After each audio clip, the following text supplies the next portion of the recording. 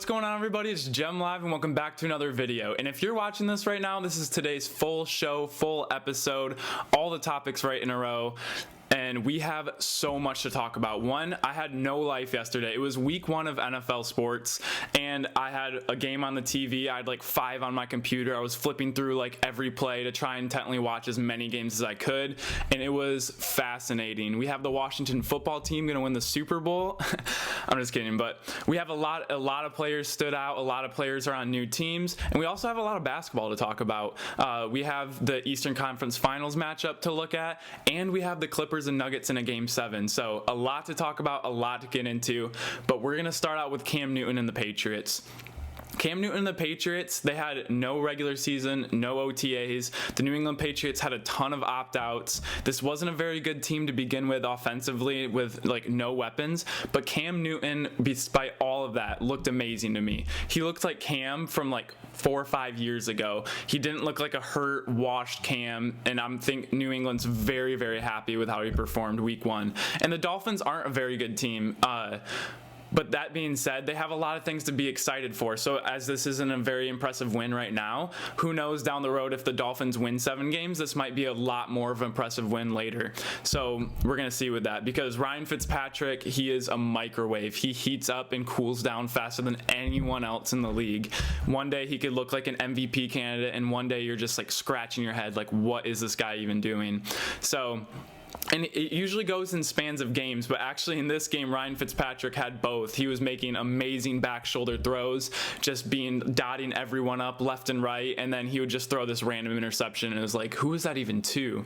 So it's not an amazing win, but I think this was a perfect first team for them to play, because it's a credible win, because it's a division rival, and also they really needed a win in their first game. And the score didn't reflect the feel of the game. It was 21-11, but it did not feel like that. The Patriots had some very unfortunate things happen. N'Keal Harry fumbled it out of bounds when it's supposed to be a touchdown. Now it's the Dolphins' ball on the 20-yard line going the other way. So even though it was a 10-point game, it felt more like a 3 to 4 touchdown game. The Dolphins had no control. The Patriots looked like they knew exactly what they were doing. And I loved watching the Patriots offense, because it looked like the Patriots offense with Tom Brady, with quick reads, slants, outs, running backs, screens. But now they have Cam Newton, and Cam Newton had 75 yards rushing, and a lot of those were crucial third downs that may not have been picked up in the past. So just already, with the limited time they've been able to put together an amazing offensive scheme where they have the Patriot way and efficiency, and then they have Cam Newton running on quarterback sweeps, which they haven't had that in 20 years. And with more time, I think Cam Newton's going to have a lot more control of the offense. Cam Newton is a very smart quarterback. He had complete control of the offense in Auburn in college, and in Carolina he had almost complete control of the offense as well. Of course, he doesn't have that if he doesn't know all the plays yet, all the vocabulary, or he just needs more time for the coach to trust him. It doesn't really matter. It's not going to be a problem for much longer. There was a play where they were in a run. It was a read option run, and the box was loaded. They had 3 people coming in unblocked, and if that was in Carolina, or if that was in Auburn, or if Tom Brady was there, that play would have gotten checked out of very quickly, because they have one-on-one on the outside. It would have been a very easy pickup, but I don't think Cam Newton is allowed to, or he doesn't have the control of the offense to make a change like that quite yet. But he was a very efficient 15 of 19, that's 79% completion percentage, for 155 yards passing, 75 yards rushing, and I believe he had 2 rushing touchdowns. So they really needed this win. I was so excited to see Cam Newton do well. I didn't know how it was going to look. I'm really excited to watch their game next week. My expectations are still kind of low for the team. I don't think they're going to make the playoffs, but what I saw yesterday, I'm not even sure about that anymore, because even their defense with all the opt-outs, they were still flying around. They were making a bunch of plays. They have a lockdown corner. So very excited to see what the Patriots can do. And you know we can't talk about the Patriots with immediately talking about Tom Brady right after. So let's get into that game. It was the game of the week. Predicted it didn't end up being the game of the week, obviously. But Brady and the Bucs lose to Drew Brees and the Saints. And I would like to say that the Bucs lost to the Saints. Brady didn't lose to Brees, because they were both very underwhelming to me. Tom Brady looked like he had like a lot of rust. It looked like a lot of miscommunication. One of his interceptions, it was just the wide receiver and him weren't on the same page. He thought he was running a different route, or it was an option route, and they weren't on the same page. Things that would never happen in New England and people that he's been used to for a long time. And with no preseason, this was totally expected. I still think the Bucs are a better team, but the Saints having Sean Payton, Drew Brees, Alvin Kamara being in the same system with no preseason, no training camp, all these things hugely benefited the Saints, and we saw that in the scoreboard. But what I did see that I liked and didn't like is I really liked the Bucs' first drive. They went down there and there was run, pass, and Brady still throws an amazing ball. He's still putting a lot of zip on it. He's still deadly accurate, and they went right down the field and scored on their first drive, and so it was really impressive. And so hopefully that's a lot more, we can see a drive like that put together a lot more consistently. And Mike Evans is the thing I didn't like. I saw pregame that he wasn't sure if he was going to play or not with like a hamstring injury, but he was out there and he only caught one pass. He was one reception away from goose egging, and this was the biggest thing going into the game. Brady and Mike Evans, Brady's best targets. He hit Chris Godwin a lot. And then Leonard Fournette. Leonard Fournette will be more important later in the season. You guys have to think, they have this super team. They haven't had any time together. This is their first time playing someone that isn't their team. Leonard Fournette got picked up by this team 7 days ago. You got to give this guy a little bit of slack. He's probably going to be the starting running back here eventually. But in 7 days, how much can you learn? When the plays that Leonard Fournette got the ball, there was no motion. There was no creativity. It was all zone blocking. It was just turn around, hand the ball right or left, all under center. So Leonard Fournette was a great addition to this team. It's sad that they didn't get him earlier in the season, and so we didn't get to see their full potential. But Tom Brady, I'm not really worried about him.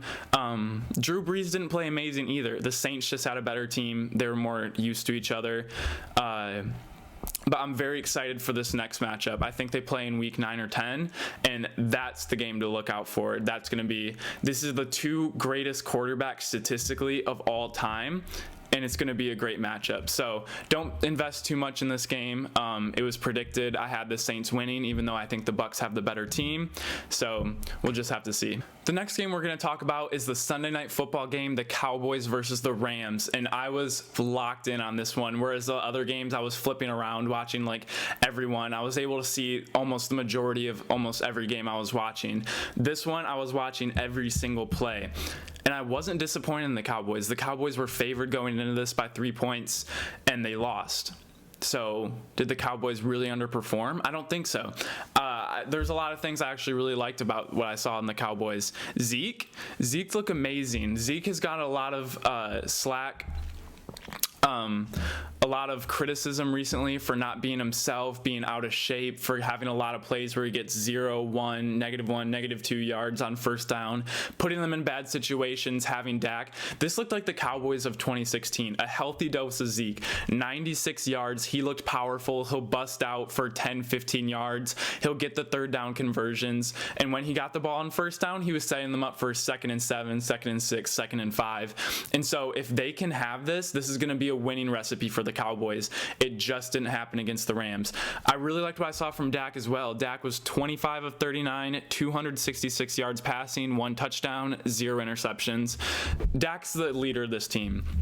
And you could see it. It was so clear. He's in complete control of the offense. He was making a lot of nice reads, a lot of nice throws. He has an insane amount. They didn't have their starting tight end, so once he gets back, the Cowboys offense is going to be even more deadly.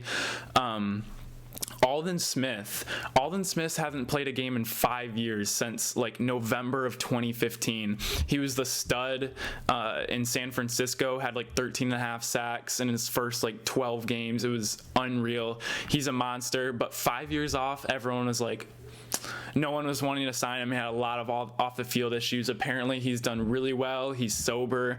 But he had 6 tackles, 4 assists, and 1 sack. That's dangerous, especially lining opposite of DeMarcus D-Law. That's going to be a really crazy pass rush coming in, and they talked about it a lot yesterday. This pass rush comes in so fast, you have to get rid of the ball quick, or you have to do something like a draw where you get them upfield and punish them coming upfield so fast. And the play calling I really liked a lot too, because they didn't run it every play on first down. They were so predictable last year. As soon as it was 1st and 10, you knew Zeke was going to get the ball. They load the box. They run it anyways. No creativity in their run game. 0 yards. Now they're passing 2nd and 3rd down. This was not the case. They were doing screens, swing passes, short throws, a pitch to Zeke, and they would run Zeke, and it was more effective when they were mixing it up a lot more. So between Zeke, Dak, their pass rush, I really like that rookie out of Alabama. He had so many plays where he was there, he was so close, and then the receiver just made a better play. But he was there, he was very disruptive, he was a great pickup for them. And so I really liked Zeke, Dak, their pass rush, and the play calling. But the one thing I have to say about the Cowboys, why did they not take the field goal in the 4th quarter? They are down 17-20, and it's not like the game's done. Like, it's not like, oh, if we're going to go for it, and if we score, we win. That wasn't the case at all. They were down 17-20. They had a chip shot field goal. It's 4th and 3. I don't have this in my notes right now, but I believe there was like 8 minutes left. 8 minutes left in the game. Tie the game. Get your points. You don't know if they're going to come later. They assumed if they don't get it, they'll just like come down and score later.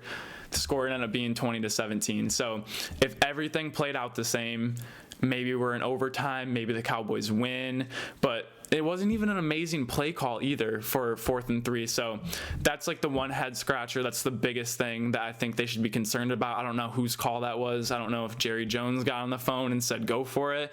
And they're on the road, but it's not like home field advantage is like crazy. There's not that much noise at all. So I'm not sure what to say about that.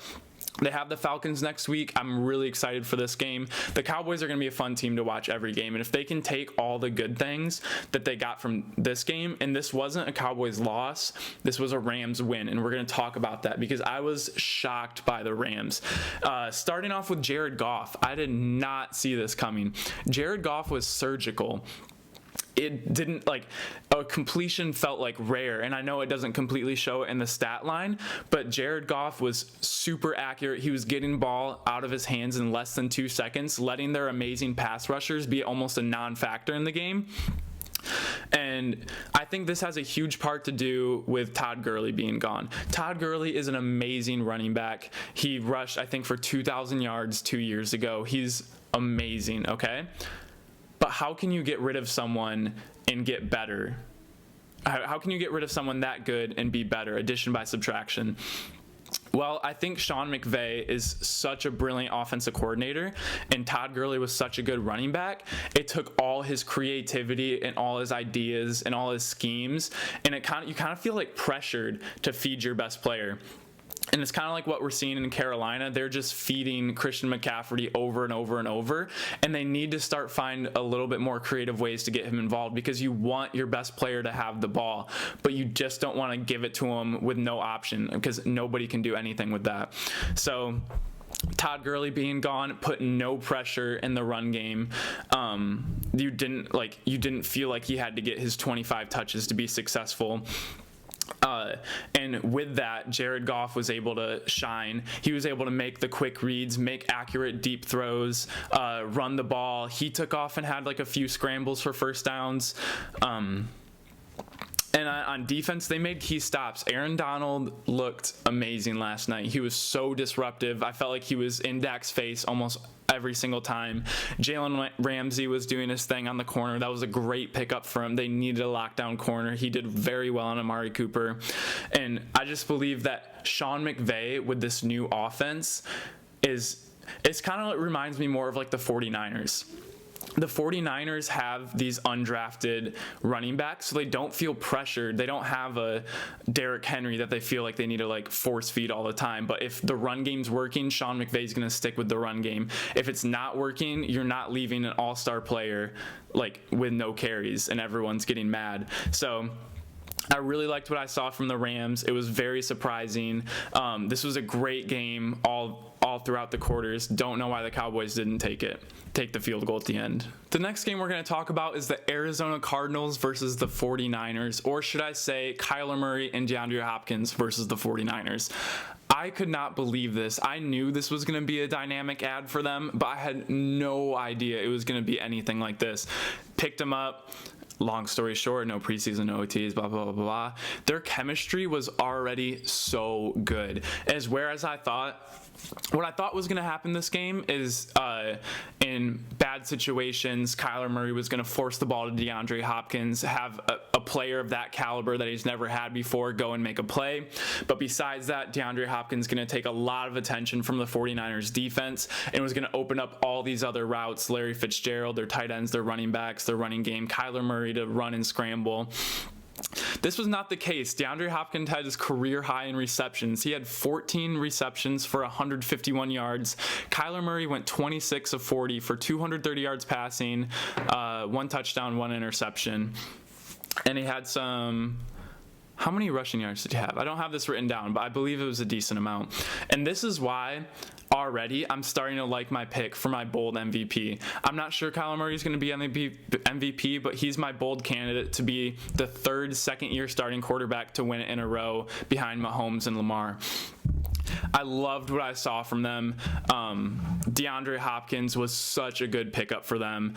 And they play Washington next week, so I think they're going to just have like another game after, because they're in one of the toughest divisions in football.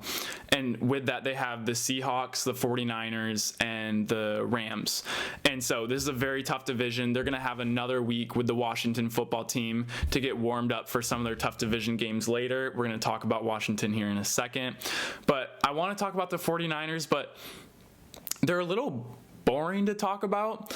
And it's not boring not in a bad way. Boring because you know exactly what you're going to get. Kyle Shanahan calls an amazing game. You're going to get a heavy dose of running. Jimmy Garoppolo throws it to his tight ends, doesn't really pass it to receivers that much. Solid defense. Like, they're going to win a lot of games. I don't think they're going to be in the form or win as many games as they did last year. But the 49ers are just a good team. They didn't really gain or lose anyone huge, but this was more on the Cardinals, the come from behind victory. It was very impressive. I cannot wait to watch Kyler Murray and DeAndre Hopkins later. So let's talk about Washington. The Washington football team beat the Philadelphia Eagles. The Philadelphia Eagles, with this rich tradition and all, the Washington football team won. And I'm going to be honest with you, I was watching so many games yesterday. This was not one of them. This was not one of the games in my rotation until I saw the score in the fourth quarter. And I was like, what's going on? So I flipped it on and it was a part of my rotation. I watched the whole fourth quarter. I dove into the highlights. I was rewatching all these plays. I dove into the statistics. And this game blows my mind, kind of. If I told you that the Eagles were up 17-0, Wentz had 270 yards passing, 2 touchdowns, and they didn't have any huge pieces missing. They had a lot of people back, actually, from last year. They got the biggest one being Deshaun Jackson, his deep threat. Washington had 178 yards passing, only 75 yards rushing, and a missed field goal, while the Eagles were up 17-0. If I told you that the Washington football team won 27-17, this is just such a head-scratching game, because that's where, and then I watched the highlights and I watched what happened in those first 3 quarters, and it made sense. All of their throws and all of their runs, even though they didn't have many yards at all on offense, they were all in opportune times. They were all for third downs. They were all in the same drive. If they got yards, they came in the same drive and they were scored. They had a very nicely timed interception, and even with the missed field goal. And I saw Haskins put up 62 points on a very good Michigan team, the number 1 defensive team in the nation. So don't tell me he doesn't have potential or he can't throw the ball. This guy can fling it around like nobody else. He has a very strong arm. He's going to get better and better as time goes. But I don't want you to guys do 2 things. I don't want you to say that the Eagles season is over and the Eagles are trash. I don't want you to say the Washington football team is going to make the playoffs. They're not a very good team. Chase Young had a good game. So I don't want you guys to bandwagon either team, good or bad. Don't change your fantasy team. Don't drop Lamar Jackson for Dwayne Haskins because he's up next. I just don't think that's going to happen. This is a very strange game.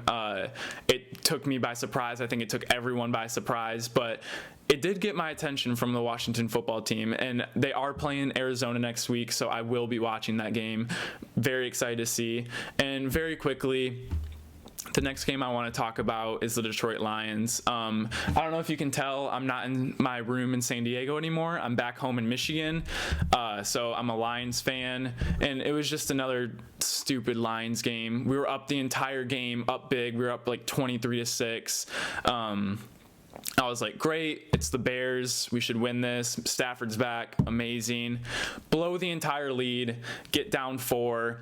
Game-winning drive. Throw it wide open in the end zone. Drops it. Game over. So it's that doesn't happen to any other team besides the Lions. This is just the life of being a Lions fan. And I'm talking a lot about managing expectations with like the Redskins, the Eagles, the Patriots, all these teams. As a Lions fan, I need to manage my expectations that, I don't know, hope for Trevor Lawrence or something. I don't know what's going to happen. So the next game we're going to talk about is the Bengals lose to the Chargers. And this was a game I was very excited to watch. It was at the same time, it was Cam Newton's first game. It was Joe Burrow's first game in the NFL. And this was the perfect first team to play. This was not an established team in the Chargers. They lost their longtime quarterback in Phillip Rivers. And so it's a new coach, new quarterback, new system. And so I couldn't ask for a better team to play. And what I saw from Joe Burrow, I absolutely loved. He showed flashes of a veteran player, but you could also see where the rookie in him came out. He was 23 of 36, 193 yards passing, 0 touchdowns, 1 interception, 1 rushing touchdown with 46 yards rushing. And that one rush, that quarterback draw, 23 yards, that was one of the ones that I was very impressed with, because when you think of Joe Burrow, you think of throwing 60 touchdowns at LSU, big arm, but his legs are what's going to make him an amazing quarterback in the NFL. And because what separates him, that was a very agile move. He gets downfield. He's downfield a little too early, slows up, waits for his lineman to get in front of him, works around him, makes a move, makes a guy miss, and goes and scores a touchdown. So what I saw from Joe Burrow, I was very impressed. I cannot wait for the Dolphins to start Tua so we can see. Hopefully we see them play. I don't know if they play this year. He had an amazing last drive. He had a game-winning drive. They were down 3. He's pushing the ball down the field. He's very accurate. And for having nothing, no preseason, anything like that, they're running hurry-up offense. He's making plays. He's like getting his team in a position to win. Because this game, if they played someone else, if they played a team that like had the same quarterback coach, I don't think this would have been much of a game. But since they played the Chargers, they were in this game, and Joe Burrow was able to make a game-winning drive, get down the field, sets his kicker up to be in an amazing spot to win the game. He pulls a hamstring, kicking the game-winning field goal. They miss, they lose. Very unfortunate, very Lions-esque, very Bengals-esque. I hope Joe Burrow can string together some more wins. I hope he keeps playing this well, and I really am excited for Tua to see what Tua does again. And the one last thing I want to say about Joe Burrow is he didn't play this like a Madden game. And what I mean by that, if I were to go on and play Madden and I was playing with the Bengals, I'm force-feeding AJ Green and John Ross as much as I can, because AJ Green is a beast of a receiver. He's finally healthy. John Ross is healthy as well, and everyone knows how fast he is. He's the fastest player in NFL history. Ran a 4.22 40. want to take some like deep shots to him. This wasn't the case. Joe Burrow found the open person. He was making good reads, and if you look at his completions, they were all spread out like completely evenly between all his receivers, all of his running backs. I was very impressed to see that. He looked rushed a few times. He took a few bad sacks, a few errant throws where he just like trusted his arm too much. But besides that, he was very accurate, very surgical. I loved watching this. I can't wait to watch more Bengals games. And the last football game this week we're going to talk about is the Ravens beating the Browns. And yeah, the Browns week 1 are terrible. The Ravens week 1 have always been like amazing with Harbaugh. So this is a really bad matchup for the Browns. The Browns are mixing things up again. They have a new coach, new offensive coordinator. Baker in his 4 years, or this is his third or fourth year. It's his fourth coach, fourth offensive coordinator, all these new pieces. Like, I just feel so bad for him. How are you supposed to get in a rhythm? How are you supposed to get in a system? How are you supposed to feel confident in what your receivers are doing, all the checks you can make when there's different lingo, different plays, different people? I feel terrible for the Browns.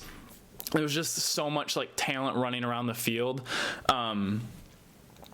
You see the talent. You see Jarvis Landry. You see Odell Beckham. You see David Njoku. You see Kareem Hunt and Nick Chubb and an improving offensive line and Myles Garrett on defense and these lockdown corners, and they just get throttled off the field. So I really hope the Browns can figure something out, because they do have a very interesting team. They have for a few years. I think this is the most formative year for them, where they could actually like make something happen, make the playoffs.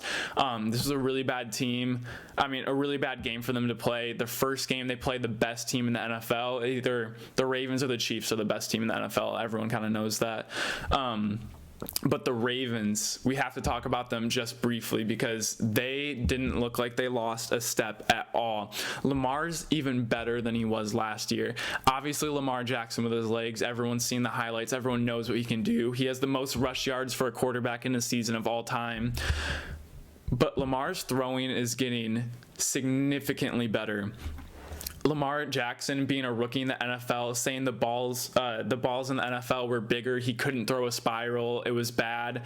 To last year, leading the league in touchdown passes with 36. To this year, he's throwing on a dot. He's lobbing it over people's heads. He's throwing back shoulder fades. Lamar's throwing ability has gotten so much better. I think this offseason, just some of the throws I made, the Ravens are going to be a scary team. We talked about them last week and what I think they can do. But they need to stay focused. They need to stay high energy. They need to motivate themselves. They need to have confidence in themselves. And this team can make the Super Bowl this year. And the addition of J.K. Dobbins was super similar to, so when one team, anything you can do, I can do better. The Chiefs went out and got Clyde Edwards-Helaire with the last pick in the first round. Or one of the early picks in the second round, the Ravens got J.K. Dobbins out of Ohio State, who was a part of the 62-point onslaught on Michigan. It's not a good time to be a Detroit fan of anything. But J.K. Dobbins fit in the system immediately. Him and Mark Ingram and Lamar Jackson, and just they have such a balanced and heavy running attack. They have an amazing tight ends. They have receivers who can just like fly down the field. This is a very scary team. I love the addition of J.K. Dobbins. I don't know how they got away with that. And I would say week 1 players, if you had to give, if the NFL season stopped right now and you had to give an MVP award out, I'm not even sure who to give it out to. Would you give it to Patrick Mahomes, Lamar Jackson, Russell Wilson? All right, so these next few, or a few people we haven't talked about, Russell Wilson and Aaron Rodgers, both had amazing games. Russell Wilson was scary efficient with his arm, with his legs, and the Seahawks looked way better than I thought they were going to. Kyler Murray, Cam Newton, all of these quarterbacks had amazing week 1 performances. I hope they can keep it up. I can't wait till we have more huge. I think the Chiefs play the Ravens in week 3, so we're going to have huge Titans just like battling it out on the football field. I cannot wait for that. And finally, after all of that football, we finally get to talk about some basketball, and the Nuggets force Game 7 against the Clippers. And beforehand, I think a lot of people had the Clippers in a sweep, Clippers in 5, not much of a series. I went on before this series started and said this was going to go 7 for XYZ. Nuggets have a ton of offensive X factors, blah, blah, blah, blah, blah. Here we are, Game 7, second series in a row that the Nuggets are down 3-1, force a Game 7, and in that series against the Jazz, they won it. The Nuggets just love Game 7s. They had 2 last year. They had one against San Antonio, one against Portland. This year they had one against the Jazz, and now they're going to their 4th Game 7 in 2 years. And this is very scary for the Clippers, and especially how this game went was even more scary. In Game 6, the Clips were up by 10 or 12 at halftime, then only up 2 going into the 4th quarter, ended up losing the game by 13. And this has a lot to do. The Clippers are so deep. They have an amazing bench. They have a lot of people that can get it going. Nobody was getting going. Offense was not coming from anywhere besides Kawhi and Paul George. Kawhi with 25, Paul George with 33. Paul George had an amazing game. It's really awesome to see him showing up in the playoffs. It's a little streaky sometimes. Some games he'll just disappear. But Paul George needs to show up in this Game 7, where the Nuggets were way more well-rounded. Nikola Jokic had 34, Jamal Murray had 21, Gary Harris had 16, Michael Porter had 13, Monte Morris had a very quiet but very, very momentum-swinging big 10 points. And all right, yeah, I have the Clippers winning this game in Game 7. They need Kawhi and Lou Williams to go off. Paul George has been known to disappear in the playoffs, and I think this might be a lot of pressure for him. I don't expect Paul George to have an amazing game. Kawhi, he has been in the biggest stage. He's won 2 NBA titles. He needs to step up big in this Game 7, and Lou Williams, as their closer, needs to have a better game than he did in Game 6. He needs to get them buckets late. He needs to be scoring throughout the entire game. They need to play confidently. They need to play the hardest defense they've ever played, because I really like the Lakers-Nuggets matchup. So if the Lakers want to make it, they're really rooting for the Nuggets right now. But I think the Clippers are just the better team overall. I think they will... This is really hard. Because the Nuggets do show up in Game 7s. They've won the last 2 games to force a Game 7, but I have to go with the Clippers. I think Kawhi is going to get it done. I think Lou Will is going to get it done. Nobody predicted this to go 7 games. I did. Like, comment, subscribe. And the last topic we have today, we have the Heat versus Celtics matchup. Very, very, very excited for this, but I do not think this is going to be a super close series. I don't think this is going to go 7 games. I think the Heat versus the Raptors matched up a lot better. I think this is a very awkward matchup, so I don't think this is going to go more than a Game 6. That being said, I'm not sure which way it's going to go. So I'm going to play devil's advocate here. I'm going to say what the Celtics need to do to win in 6 games, and I'm going to tell you what the Heat need to do to win in 6 games. The first one, Jaylen Brown needs to guard Jimmy Butler. Jason Tatum needs to guard Tyler Hero. The Heat have been so exciting to watch, but they go on these crazy runs where Jimmy can't miss. He's driving, hitting mid-ranges, and Tyler Hero's hitting clutch 3 after clutch 3, and there's a dose of Duncan Robinson, Jay Crowder, Bam Adebayo in there. But I think your 2 best players on offense need to play big on defense with Jaylen Brown and Jason Tatum.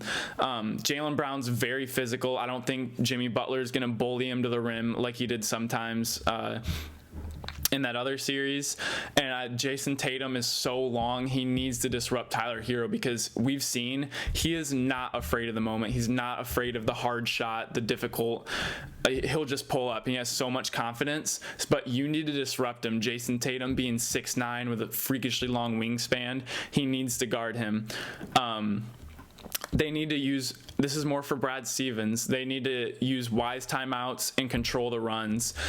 the Heat go on a lot of runs. They make a lot of threes. They're very exciting. They're throwing lobs. They're very aggressive. They need to call timeouts, and when they call a timeout, they need to get a play to score and stop these runs. And I think Brad Stevens, if he can achieve that, then that's going to be a huge point for them to win in 6 games.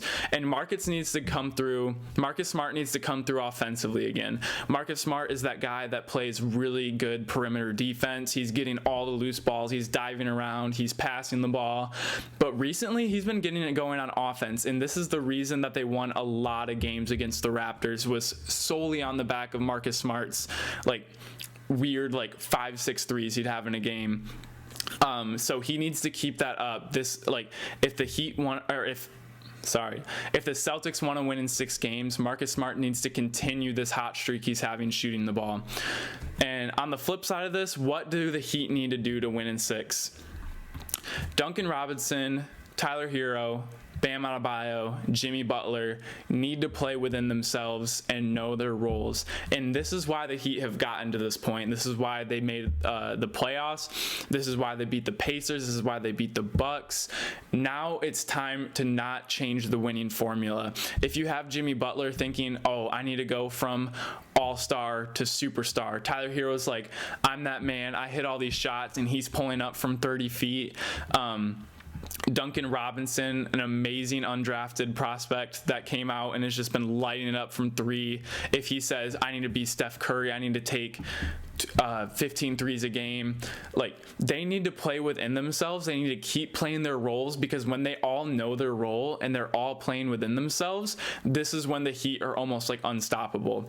So that's the first thing they need to do. And if they do that, I think they're going to be very well off. They need to foul Jason Tatum, and not technical, not super aggressive, but early on in the game, Jason Tatum's a guy that needs to see a few baskets go in. I've seen him go ice cold, make a layup, and now he's making his next threes. So Jason Tatum is a very skilled offensive player. He needs to get warmed up, though. He's a shooter. So if they can foul Jason Tatum in key moments and never really let him catch his rhythm, then I think this is going to be very good for them. It's a little abstract, out of the box, unorthodox way of thinking about it, but with the games I've seen Jason Tatum, even when he's making his free throws and he's shooting the ball, he never gets in the rhythm, and the Celtics are not the Celtics we're used to seeing. And Jimmy needs to finish late in the fourth quarter. Jimmy Butler has always been a big closer. He did it in Chicago. He did it for the Timberwolves, and now he's doing it for the Heat. Jimmy Butler, he's a clutch player. Tyler Hero, when they need threes, they're going to Tyler Hero, I think, because he's proven throughout this playoffs run that he's been able to hit those big shots. But Jimmy Butler, he needs to keep driving, hitting those mid-ranges, being that offensive and defensive leader late in the fourth quarter, because I think a lot of these games will be close, and it's going to come down to which team can close. And I believe Jimmy Butler is the best closer on the floor between these two teams, so he needs to keep it going. So I'm not exactly sure who I have in this matchup. It's such an awkward matchup to me. I'm going to have Heat in 6 or Celtics in 6. My prediction is there won't be a Game 7, and I think this has a potential to even go only 5 games with a team only picking up 1 game. Thank you guys so much for tuning in. I know this was a long episode. We had a lot of sports, a lot to talk about, and there's a lot to comment about, so there's a lot of opinions getting thrown around. Let me know what you guys think. Very excited now that NBA is getting into the thick of it with the conference finals coming up, and then the NFL just playing a million games yesterday. I was in sports paradise. So thank you guys so much for tuning in, and I will see you all next time. Peace.